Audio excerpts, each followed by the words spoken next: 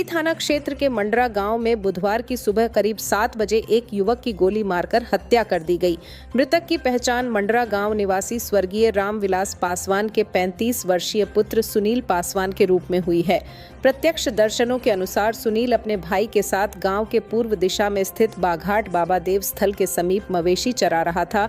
तभी 3-4 युवक वहां पहुंचे और पहले उसे डंडों से पीटा। इसके बाद ताबड़तोड़ 3-4 राउंड गोली चलाई गई, जिसमें 2 गोली सुनील के सिर में तथा 1 गोली शरीर के अन्य हिस्सों में लगी। हमले के तुरंत बाद ही उसकी मौके पर ही मौत हो गई। हमलावर गोलीबारी के बाद घटनास्थल से फरार हो गए।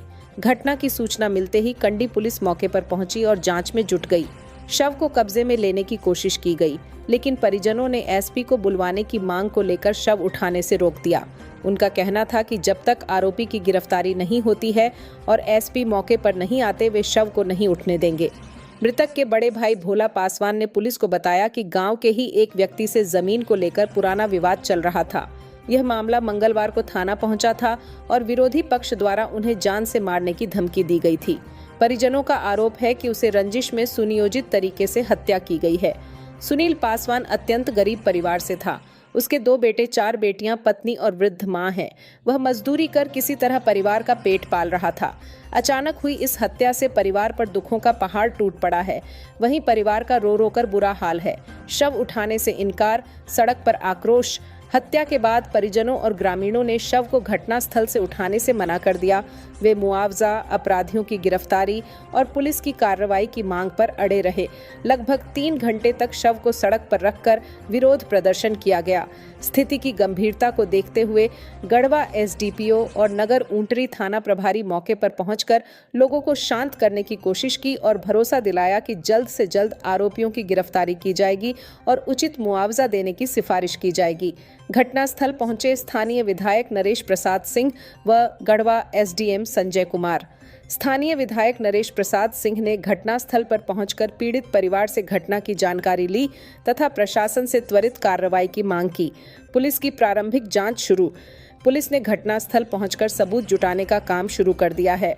सुनील पासवान की हत्या और ग्रामीणों का आक्रोश यह दर्शाता है कि प्रशासनिक तंत्र पर लोगों की भरोसा लगातार टूट रहा है। समाचार लिखे जाने तक कांडी पुलिस घटनास्थल पर ही मौजूद थी। वही शव को पोस्टमार्टम के लिए भेजे जाने की प्रक्रिया परिजनों के विरोध के चलते रुकी हुई है। पुलिस मामले की गंभीरता से जांच कर रही है। कांडी बरडीहा संवाददाता लवकुश पांडे की रिपोर्ट। उनका काम सुगमता पूर्वक होना चाहिए, किसी के दबाव में नहीं होना चाहिए। और हम प्रशासन से यह भी मांग करेंगे कि क्षेत्र में जितने भी गुंडागर्दी हो रहे हैं, अगर उसको कुचला नहीं गया तो समझे कि क्षेत्र का स्थिति और खराब हो जाएगा। और इस तरह का काम पिछले वर्षों से भी होते आ रहा है और अगर इस पर नकेल नहीं कसा गया तो आगे भी होता जाएगा। जहाँ तक मृतक परिवार के संबंध में हमें कहना है, हम प्रशासन से अनुमंडल पदाधिकारी भी आए हैं, प्रखंड के बीडीओ सह सीओ भी आए हुए हैं। अभी सीओ साहब से के कहने के बाद 20,000 रुपया का जो पारिवारिक लाभ जो मिलना चाहिए, बीडीओ साहब अभी तुरंत चेक बना दिए हैं, दे दिए। उसके बाद उप विकास आयुक्त से हमने बात किया। उन्होंने कहा कि अंबेडकर आवास हम उनको देंगे और उन्होंने आश्वासन दिया कि अंबेडकर आवास जरूर देंगे। बाकी वृद्धा पेंशन या छोटे छोटे जो काम है ब्लॉक स्तर का है, हम लोग यहाँ का विधायक हैं, जरूर प्रयास करेंगे कि जो भी सुविधा इनको मिलना चाहिए जरूर मिलेगा।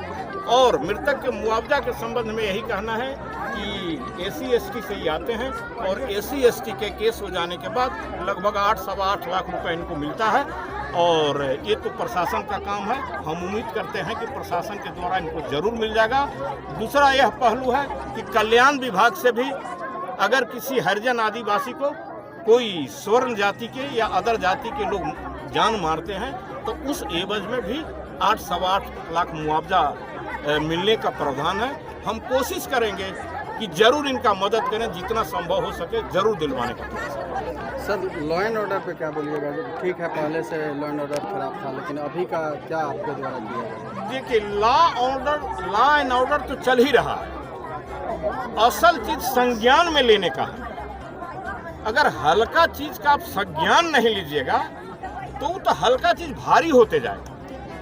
मेरा प्रशासन से यह कहना होगा कि जरूर इस पर संज्ञान लें, गरीबों का बात सुने कि बात आगे नहीं बढ़े। ऐसे दर्जनों घटना है, ऐसे दर्जनों घटना है जिसको हम जानते हैं। और जो आदमी, जो गरीब आदमी है, ऊपर के पदाधिकारी के पास गरीबी के चलते या जिस कारण के चलते नहीं जा पाता है। हम एक एसपी साहब जब नए आए थे तो हम व्यक्तिगत तौर से एसपी साहब को मिलकर इस सब सारी घटना को उनको जानकारी दिए।